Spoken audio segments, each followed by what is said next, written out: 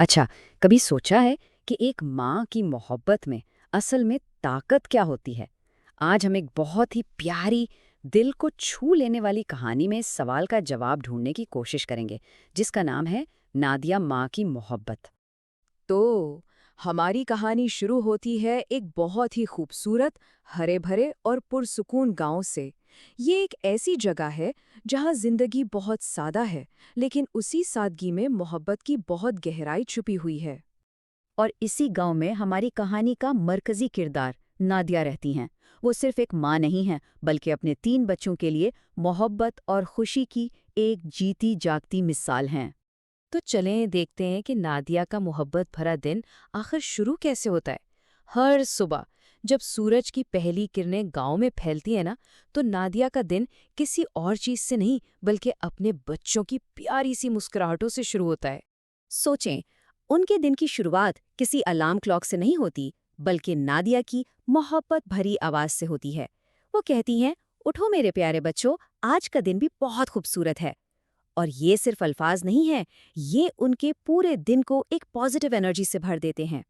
और हाँ, नादिया की मोहब्बत सिर्फ बातों तक नहीं है, बल्कि उनके हर काम में नजर आती है। बच्चों के बाल बनाना, उन्हें अपने हाथों से नाश्ता कराना, ये हर छोटा छोटा काम उनकी बेपनाह मोहब्बत का सबूत है। दरअसल यही वो लम्हे होते हैं जो बच्चों की शख्सियत की बुनियाद बनते हैं। अच्छा, सुबह की इस प्यारी सी शुरुआत के बाद अब कहानी आती है दोपहर के वक्त पर। जब बच्चे स्कूल से वापस घर आते हैं ना, तो उनके चेहरों पर पूरे दिन की कहानियां होती हैं और आंखों में एक खास चमक, अपनी माँ से मिलने की। नादिया ये बात अच्छी तरह समझती हैं कि बच्चों की परवरिश का मतलब सिर्फ उनकी देखभाल करना नहीं है, बल्कि उनके साथ मिलकर उनका बचपन जीना है। तो वो उनके साथ खेलती हैं, हंसती हैं, कहानियां सुनती हैं, सुनाती हैं। यही वो वक्त है जो उनके रिश्ते को और भी ज्यादा मजबूत बनाता है।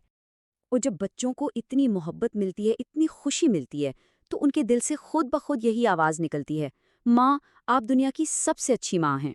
ये सिर्फ जुमला नहीं है, ये उनके लिए उनकी पूरी दुनिया का सच है। नादिया का जवाब सुने, वो इस कहानी का दिल है। वो कहती हैं, मेरे बच्चों, तुम्हारी खुशी में ही मेरी खुशी है। यहाँ मोहब्बत का एक बहुत ही गहरा सबक मिलता है कि असल खुशी तो दूसरों को खुश देखकर ही मिलती है। तो जैसे जैसे दिन खत्म होता है और आसमान पर सितारे चमकने लगते हैं ना, नादिया की मोहब्बत की रोशनी जैसे और भी बढ़ जाती है। चलें देखते हैं कि उनके घर की रातें कैसी होती हैं, कितनी पुरसुकून और मोहब्बत से भरी। सोने से पहले का जो वक्त है, वो भी मोहब्बत से खाली नहीं। नादिया उन्हें एक प्यारी सी कहानी सुनाती हैं और एक छोटी सी दुआ सिखाती हैं। ये सब सिर्फ उन्हें सुलाने के लिए नहीं, बल्कि उनके दिल में सुकून और एक हिफाजत का एहसास भरने के लिए है। तो ये जो पूरी कहानी हमने देखी, इससे हमें क्या सीखने को मिलता है? सुबह की शफ़क़त से लेकर रात के सुकून तक, इन सारे लम्हों का असल मतलब क्या है? आइए, ज़रा इस कहानी के निचोड़ को समझने की कोशिश करते हैं। तो सवाल ये है कि इस कहानी के ज़रिए हमें सिखाया क्या जा रहा है? आखिर खुशी का असल राज़ है क्या? और जवाब जवाब बहुत सादा है, लेकिन बहुत गहरा है। बच्चों के लिए दुनिया की सबसे बड़ी खुशी उनकी माँ की मोहब्बत और उनका दिया हुआ वक्त है। ये कहानी हमें एक बहुत अहम बात याद दिलाती है कि सबसे कीमती तोहफे वो नहीं होते जो पैसों से खरीदे जाते हैं, बल्कि वो होते हैं जो दिल से दिए जाते हैं। तो आखिर में ये कहानी हमें एक सवाल के साथ छोड़ जाती है कि मोहब्बत और वक्त, ये दो कितनी आम सी चीज़ें हैं, लेकिन ये मिलकर खुशी का इतना बड़ा खजाना कैसे बन जाती हैं। इस पर सोचने की ज़रूरत है, क्योंकि शायद ज़िंदगी का सबसे बड़ा राज इसी में छुपा है।